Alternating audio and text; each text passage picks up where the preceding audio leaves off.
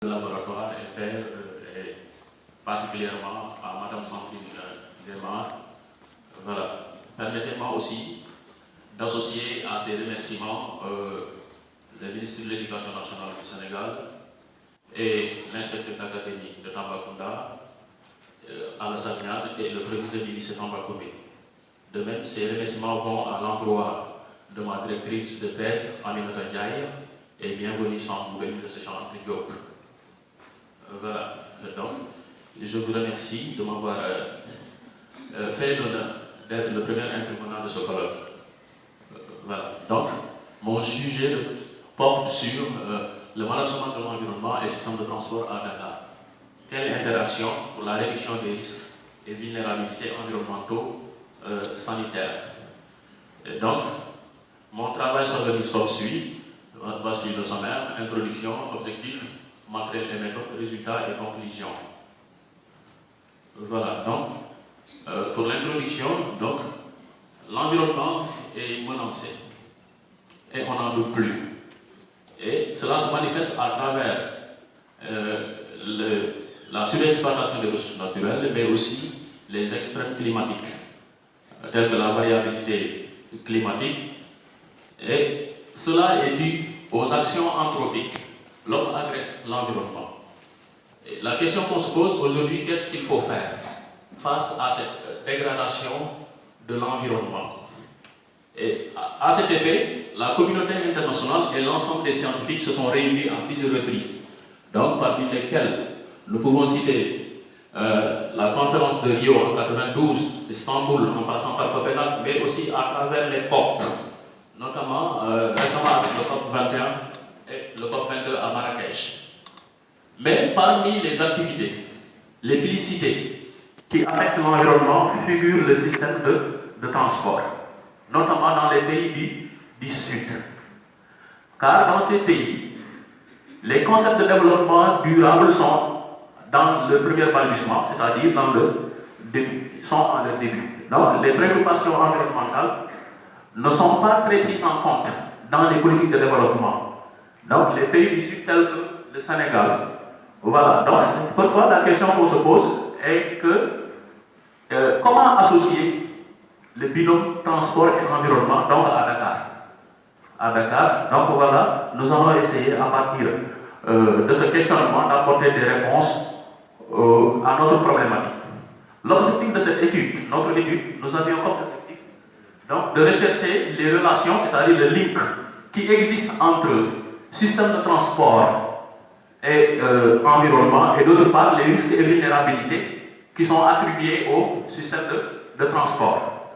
Voilà l'objectif principal de notre étude. Et donc, pour arriver à nos résultats, nous avons eu à aborder une démarche. Donc, à savoir, nous avons fait des études de terrain. Des études de terrain, c'est-à-dire des enquêtes de terrain avec des questionnaires attribués aux usagers du système de transport, mais aussi des focus groups et des entretiens avec des personnes ressources qui ont la charge de la gestion du système de transport, de l'environnement, donc d'une manière globale. De même que nous avions effectué des visites de terrain, c'est-à-dire l'observation directe sur l'ensemble des composants de l'environnement afin d'identifier les impacts réels du système de transport sur l'environnement, sur notre cadre de vie en quelque sorte. Ces enquêtes de terrain ont été renforcées par des études de laboratoire. À cet effet, nous avons fréquenté la direction de l'environnement et le CIGQA, c'est-à-dire le centre de gestion de la qualité de l'air à Dakar, pour mesurer le niveau de pollution, donc à Dakar, lié au transport. Nous avons effectué aussi des visites à l'ANACIM. L'ANACIM, c'est-à-dire c'est l'agence qui est chargée de la climatologie et de la météo, pour apprécier le niveau d'impact, la contribution des transports sur la variabilité climatique. Et de même, pour mesurer l'impact des transports sur la santé humaine, nous avons effectué des visites au niveau du laboratoire EFR, c'est-à-dire exploratoire du fonctionnement respiratoire, et au centre Pasteur, de même que dans les hôpitaux tels que FAD et Abbas Ndao, et donc et de Grand Yoff, pour voir la relation qui existe entre système de transport et impact sanitaire. Donc voilà. Des visites aussi ont été effectuées au CNSE, c'est-à-dire le centre de suivi écologique, pour voir l'impact des systèmes, c'est-à-dire des infrastructures avec l'environnement.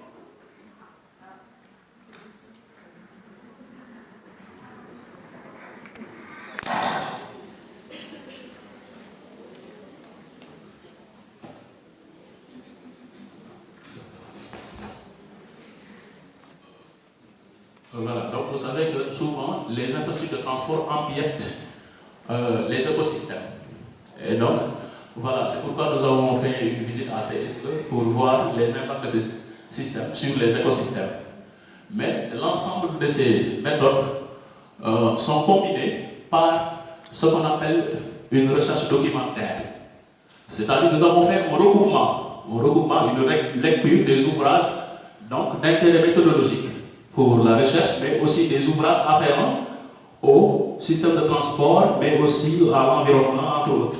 Donc voilà la méthode qui nous a permis de réaliser notre étude.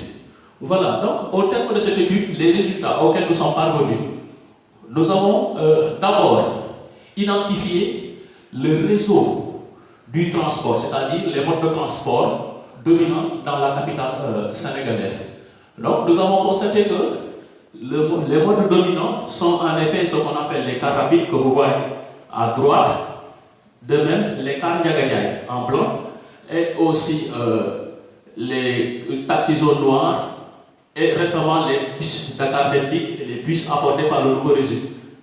Et de même, n'oubliez pas aussi qu'il y a des cars aussi qui circulent dans la ville de Dakar. Et donc nous en avons profité aussi pour voir le réseau routier, afin qu'on puisse identifier l'ensemble des impacts de ces réseaux, mais aussi des moyens de transport sur l'environnement. Voilà, donc, l'impact des transports sur l'atmosphère. Donc, premier résultat, nous avons, à travers nos résultats, constaté que le transport contribue fortement à la pollution atmosphérique à Dakar.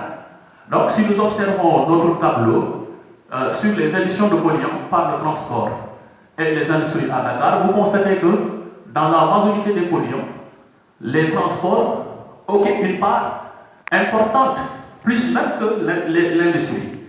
Donc là, on peut considérer que les transports contribuent fortement à la pollution atmosphérique, à la dégradation de l'atmosphère. Donc, autre résultat que nous avons trouvé, voilà, si nous observons aussi l'évolution de la qualité de l'air à Dakar, la qualité de l'air, c'est-à-dire avec l'impact de la pollution atmosphérique, de la période allant de 2010 à 2013, donc vous voyez que la qualité de l'air à Dakar n'est pas tellement bonne sur certaines périodes. Mais cette qualité de l'air varie en fonction des saisons. Il y a une saisonnalité de la qualité de l'air. Par exemple, de la période allant de décembre jusqu'au mois de mai, vous voyez que les pics de pollution montrent une qualité de l'air très mauvaise. Mais à partir de mai, juin, juillet jusqu'à novembre, la qualité de l'air est un peu acceptable, vivable. Donc cela est dû souvent sous l'effet de la pluviométrie. Donc la pluviométrie qui font que la pollution est diminuée, ainsi de suite. Donc voilà l'impact de la pollution sur la qualité de l'air. Nous avons remarqué aussi, à travers nos résultats, que les transports, de par la pollution, ont un impact fort sur le climat. Si nous observons l'évolution de la pluviométrie et des températures à Dakar, au Sénégal d'une manière générale, vous observez que les tendances climatiques les températures moyennes du Sénégal allant de 1950 à 2000 ne cessent d'augmenter. Et donc, de même que la pluviométrie ne cesse de diminuer durant la même période. Et ce qui atteste une fois de plus une variabilité du climat à Dakar liée à l'augmentation des températures. Donc voilà l'impact des transports sur le climat. Mais aussi un autre résultat, un autre phénomène observé, c'est l'effet tunnel. L'effet tunnel des transports à Dakar. C'est-à-dire, par exemple, l'autoroute à péage qui a été construite récemment sous le magistère du président Abdelwade avec la continuité de Macky Sall. Donc, l'autoroute à péage a un effet tunnel sur les habitations à proximité de cette autoroute-là. Cette autoroute traverse souvent des quartiers, donc il coupe en deux des quartiers et sépare des familles et des voisins, et cela a des répercussions psychologiques. Donc, parce que souvent ces habitants sont délocalisés vers d'autres sites. Et donc là, ils perdent le repère familial. De même que sur l'effet tunnel de ces transports, nous avons constaté de Thiaroye jusqu'à Sébikotane, de quartiers, de villes de Dakar, de Thiaroye jusqu'à Sébikotane, les populations qui sont majoritairement dominées par des commerçants, marchands ambulants, les petits commerçants, souvent avant l'autoroute à péage, donc pouvaient écouler de marchandises. Mais avec l'autoroute à péage, donc ils n'ont plus la possibilité de vendre leurs produits. Parce qu'il n'y a pas de rattachement direct entre l'autoroute à péage et ces quartiers-là. Donc ces quartiers subissent les effets néfastes de l'autoroute à péage. Donc voilà. Donc, les transports aussi sont des grands consommateurs d'espace à Dakar, parce que ces transports sont mal organisés. Très mal organisés. Donc, les gares routières, de même que les stations de service, donc souvent sont de grands consommateurs d'espace, mais aussi sont des lieux de forte pollution avec la concentration des automobiles. Ça, c'est l'exemple d'une gare routière à Dakar, donc ce qu'on appelle le gare Petersen, et ainsi de suite. On l'appelait le gare Petersen. Voilà. L'impact des transports sur la forêt. Donc, nous avons aussi remarqué que ces transports-là ont un fort impact sur la forêt, avec l'empiètement de ces infrastructures routières à Mbao. Et donc, souvent, ces infrastructures perturbent la forêt et les écosystèmes, parce que ces transports traversent et coupent la forêt souvent en deux. Donc, c'est pourquoi j'ai été impressionné lorsque je suis venu ici, le voir, le lac Meïn commence à être aménagé et ils ont pris en compte ce lac-là. Donc, sans pour autant perturber le milieu de vie, les écosystèmes, et ainsi de suite. Voilà. Donc, l'impact des transports sur les espaces verts. À Dakar, les espaces verts occupent moins de 2500 hectares. Et aujourd'hui, nous avons remarqué, avec l'évolution des moyens de transport et de ces infrastructures-là, Dakar est en train de perdre son poumon vert. Donc, notamment la forêt de Mbao. La forêt de Mbao, qui est le seul poumon vert qui reste à Dakar, est en train d'être grignoté de jour en jour par les réseaux de transport. Voilà, la forêt de Mbao qui faisait 760 hectares est aujourd'hui menacée de disparition sous l'effet de l'empiètement des réseaux de transport.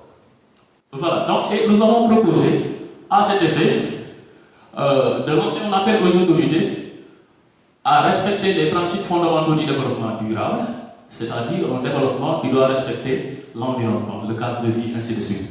C'est pourquoi nous avons essayé de proposer un modèle de transport durable qui respecte l'environnement, la société et économiquement aussi viable. Donc voilà. Le bateau, à cet effet, nous avons proposé comme moyen de transport qui peuvent être durables, c'est le bateau, parce que la région de Dakar s'ouvre sur le littoral atlantique. Et donc là, le bateau peut-être serait un moyen de transport qui peut diminuer les impacts du transport sur l'environnement. Le bateau Dakar, Rufisque, ainsi de suite, et Bargny et les quartiers. Et aussi nous avons proposé les véhicules, l'usage des véhicules électriques pour un transport durable entre autres comportements. Donc voilà brièvement les résultats de notre étude. Donc l'étude révèle qu'aucun aspect de l'environnement n'a été épargné par les impacts du transport. Donc la diminution des forêts, comme nous l'avons illustré avec l'empiètement de l'autoroute à péage, mais aussi la santé humaine, les maladies pulmonaires, les irritations, les nausées, et donc voilà, avec la pollution. Donc aucun impact de l'environnement aujourd'hui n'est épargné à Dakar. De même que les transports exposent la ville de Dakar à la vulnérabilité environnementale et toutes sortes de risques. Souvent, les risques d'accident à Dakar, par exemple, les transports. On parle de transportophobie actuellement, donc les gens ont peur même des moyens de transport à Dakar. Et donc, les risques d'incendie, souvent, les déchets des transports tels que les pneus sont jetés partout. Et lors des grèves, souvent, les étudiants utilisent ces panneaux-là qui allument sur les routes, ainsi de suite, ainsi de suite. Donc, mais aussi, les maladies. Il y a ce qu'on appelle les maladies cardiovasculaires, parce que, à travers notre étude, nous avons remarqué qu'à travers nos enquêtes, la majorité des consultations dans les hôpitaux à Dakar donc, sont souvent des consultations liées aux maladies cardiovasculaires. Mais aussi la variabilité climatique, comme nous l'avons vu, les tendances climatiques donc, sont extrêmes. Mais ce qui est alarmant, les politiques mises en œuvre depuis les indépendances jusqu'à nos jours, donc semblent caduques parce que ces politiques-là ne prennent pas en compte réellement les préoccupations environnementales. Donc, chers amis, chers collègues, je vous remercie. Voilà ce que nous avions à vous présenter.